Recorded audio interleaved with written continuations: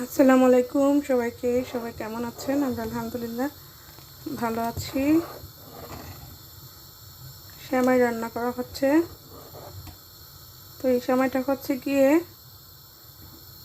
Normal lachha সেমাই ছাড়া যে সেমাইটা ওইটা আর কি।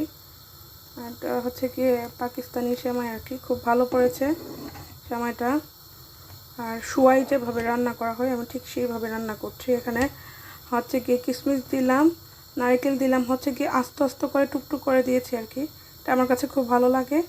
কিশমিশ দিলাম, এই তো তেজপাতা দিলাম, দারচিনি দিলাম, আর হচ্ছে গিয়ে এলাচি যেহেতু কামড় পড়ে সেহেতু মানে মুখের মধ্যে কামড় পড়ে এর জন্য আমি হচ্ছে গিয়ে এলাচির পাউডার দিয়েছি। এলাচিটা কিন্তু অনেকেই সহ্য করতে পারে না, এই আর কি।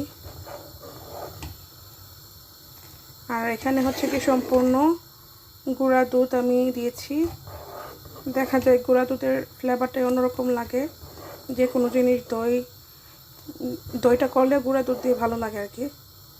বা চিকেন রোস্ট করলে, তারপর পোলাও করলে এই গুঁড়া দুধটা ব্যবহার করলে দেখা যায় খুব ভালো একটা স্মেল আসে। এই যে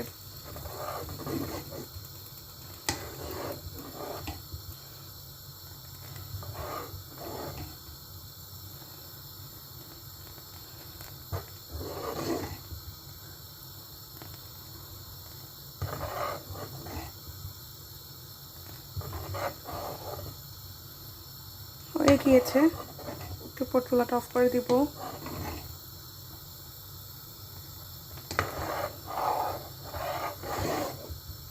কারা কারা এরকমভাবে আমার মতো এরকম একদম ঝুলঝুল করে সেমাই রান্না করেন অবশ্যই কমেন্টে জানাবেন।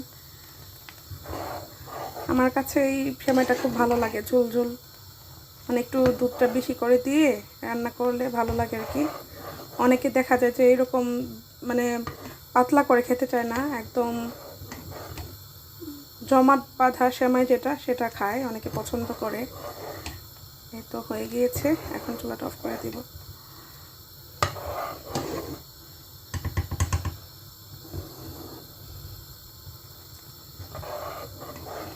তো আমাদের ইটালিতে কিন্তু ঈদের আমেজ কিন্তু এখনও যায় নাই।